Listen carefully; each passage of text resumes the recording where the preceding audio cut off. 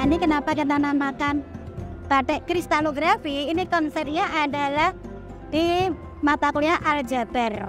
Itu ada grup simetri. Jadi nanti pola pengecapannya itu bisa translasi, bisa rotasi, bisa refleksi. Itu bagian dari matematik. Jadi matematik sangat menyenangkan, memotivasi adik-adik mahasiswa matematika yang mana memandang bahwa matematika itu terkesan rumit, sulit lah. Ini ternyata matematika itu adalah art atau seni. Jadi membentuk inovasi yang kreatif. Adik-adik mahasiswa juga termotivasi. Oh, ternyata bisa diaplikasikan ke permasalahan nyata, yaitu untuk desain motif batik.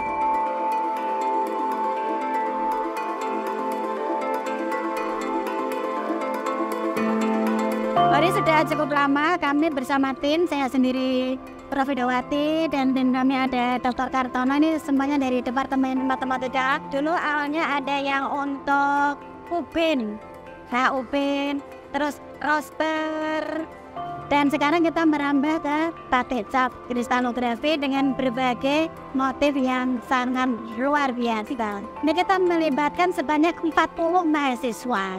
Ya, jadi mereka bisa program Merdeka Belajar Kampus Merdeka, sesuai juga yang diharapkan dari Kementerian Pendidikan, Riset dan Teknologi Tinggi, itu bahwa mahasiswa itu bisa belajar di luar kampus.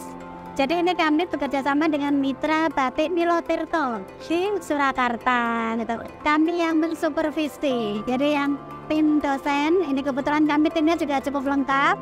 Ada yang dari matematika, ada yang dari kimia khususnya untuk pewarnaan alam, ada yang dari ekonomika dan bisnis, itu Bapak Dr. Dwi Cahya Utomo. Itu nanti untuk kedepannya dalam proses hilirisasi. Kedepannya memang kita ingin sampai ke komersial, dan ini menjadi ikon untuk Undi bahwasannya punya batik Dipokrista. Dipokrista ini kan singkatan dari Diponegoro Kristalografi.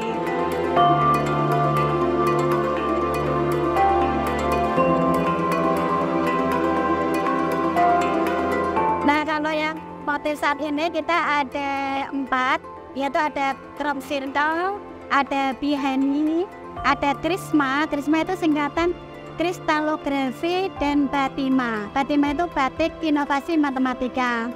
Satunya lagi adalah Undipku. Ini memang persembahan untuk alma mater kita tercinta Universitas Diponegoro.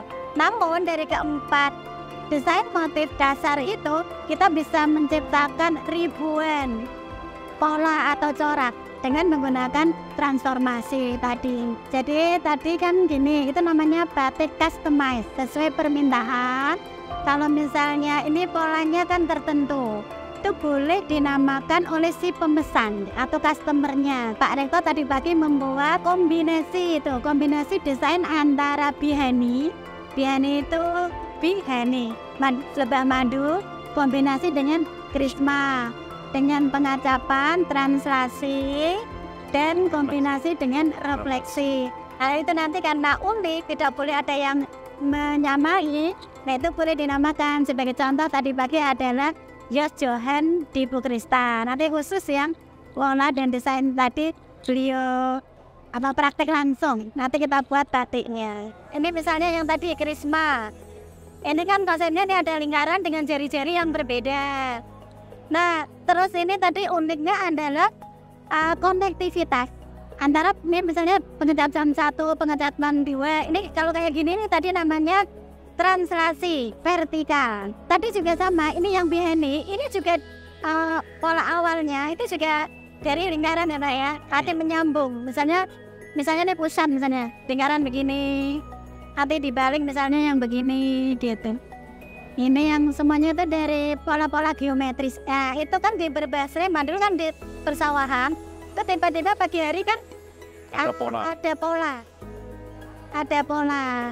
Itu di daerah di sawah persawahan. Crop circle. Nah, itu polanya crop circle. Nah, dari situ baru ide. Yang bisa mengkonstruksi bentuknya crop circle Sleman itu peneliti dari Undip. Dulu awal-awal sejarah. Ya, Ya, ini pola kita namakan Bihani. Kita kan konsepnya memang green economy, juga sustainable fashion. Jadi itu pola-pola yang ada di alam. Ini sebetulnya kan, nah jadi ini bunga, terus ini ada lebahnya. Ini kristalografi, batik inovasi matematika. Ini tadi yang dari pola lingkaran, itu pola geometris kan. Crop circle, ini kan ceritanya padi di persawahan. Gitu nih, padi di persawahan, gitu ya.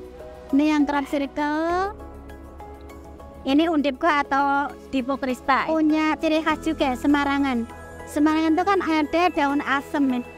Ini daun asem, ini buah asemnya, terus ada bunga melati juga. Di Diponegoro kan ada ini juga ya. Ini keris dari Diponegoro. Pinggiran batik biasanya yang bisa untuk kerak, terus lengan, atau buat di depan itu. Ini namanya tumpal. Nah, bisa dibantu nih Pak Kartono. jadi ini sebenarnya kan ada lingkaran yang masuk, ada lingkaran yang keluar. Jadi ada yang stabil, ada yang tidak stabil. Ini kalau misalnya kita bacanya begini, di sistem dinamik itu dipermasalahkan kan kalau ada perubahan, ada persamaan diferensial. Nah itu kalau banyak persamaan itu namanya sistem. Nah sistem itu kita namakan sistem dinamik. Kan ada yang statis, ada yang dinamik. Nah di sistem dinamik itu ada namanya kesetimbangan. Nah kesetimbangan itu bisa diselidiki untuk kestabilannya, itu istilah matematiknya. Kalau misalnya ini merupakan trayektori dari solusi titik kesetimbangan menuju ke titik kesetimbangannya ini masuk itu artinya stabil. Kalau di kalkulus, nah ini pelajaran kalkulus. Jadi di kalkulus itu ada istilah fungsi inverse, itu kebalikannya. Di permasalahannya tadi contohnya ini inverse ya. Jadi itu maksudnya kalau ini sudah diwarnai sekali Bu, terus mau warna kedua yang lain ini ditutup dengan investasi supaya nggak nyampur lagi begitu dikasih warna kedua.